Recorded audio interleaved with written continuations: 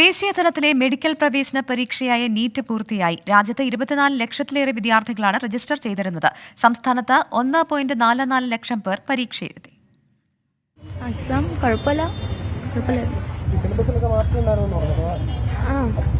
Questions ചിലതൊക്കെ വന്ന് ചിലത് വന്നില്ല. അത്ര കോൺഫിഡന്റ് ഇല്ല. കുഴപ്പമില്ലായിരുന്നു. ഇല്ല ഇല്ല കുഴപ്പമില്ലായിരുന്നു. എളുപ്പമുണ്ടായിരുന്നു.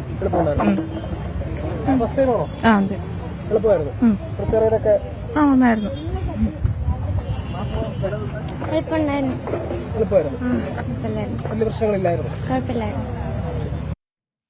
വിവരങ്ങളുമായി ഹരികൃഷ്ണൻ ചേരുന്നുണ്ട്. ഹരികൃഷ്ണൻ, മത്സര പരീക്ഷയാണ്. പരീക്ഷ കഴിഞ്ഞിട്ടുള്ള വിദ്യാർത്ഥികളുടെ പ്രതികരണം നമ്മൾ കേട്ടു.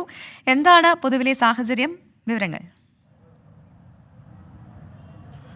പ്രവിത, ഈ കഴിഞ്ഞ തവണയൊക്കെ ഈ നീറ്റ് പരീക്ഷയുമായി ബന്ധപ്പെട്ട് നിരവധി ആരോപണങ്ങൾ, അതായത് ഈ സിലബസിൽ അടക്കമുള്ള ആരോപണങ്ങൾ ഉയർന്നു വന്നിരുന്നു. അത് മാത്രമല്ല, ഈ പരിശോധനയുമായി ബന്ധപ്പെട്ടിട്ടുള്ള ആരോപണങ്ങൾ, പരാതികൾ അതൊക്കെ ഉണ്ടാകാറുമുണ്ട്. പക്ഷേ ഇത്തവണത്തെ നീറ്റ് പരീക്ഷ പൂർത്തിയാകുമ്പോൾ ഈ ആരോപണങ്ങൾക്ക് അല്ലെങ്കിൽ പരാതികൾക്ക് ഇടയില്ലാത്ത വിധം ഈ നീറ്റ് പരീക്ഷ പൂർത്തിയാക്കാൻ സാധിച്ചു എന്നുള്ളത് തന്നെയാണ് ഏറ്റവും പ്രധാനപ്പെട്ട ഒരു കാര്യം എന്ന് പറയുന്നത്. വിദ്യാർത്ഥികളെല്ലാം അതിന് സന്തോഷത്തിലാണ്, അവർ ഭയങ്കരമായ ആത്മവിശ്വാസത്തിലാണ്. നമ്മളോട് സംസാരിക്കുമ്പോൾ പ്രധാനമായും പറയുന്നത് ഈ സിലബസിൽ ഒരു മാറ്റം ഉണ്ടായിരുന്നു എന്നുള്ളതാണ്. അതിൻ്റെ ഒരു ആശങ്ക രാവിലെ അവർ നമ്മളോട് വിദ്യാർത്ഥികൾ, ഈ പരീക്ഷാർത്ഥികൾ നമ്മളോട് പങ്കുവച്ചിരുന്നു. പക്ഷേ വൈകിട്ട് ഈ പരീക്ഷ ഇറങ്ങി വന്ന വിദ്യാർത്ഥികൾ നമ്മളോട് പ്രതികരിക്കുമ്പോൾ അതിൽ വലിയ മാറ്റങ്ങൾ എന്ന് പറയാനായിട്ടില്ല. അത്തരത്തിലുള്ളത് ഈസിയായി പരീക്ഷ എഴുതാൻ കഴിഞ്ഞു എന്ന തരത്തിലാണ് നമ്മളോട് പറയുന്നത്. ഏതായാലും പരാതികളില്ലാതെ ഇത് പൂർത്തിയാക്കാൻ സാധിച്ചു എന്നുള്ളത് തന്നെയാണ് ഏറ്റവും പ്രധാനപ്പെട്ട കാര്യം.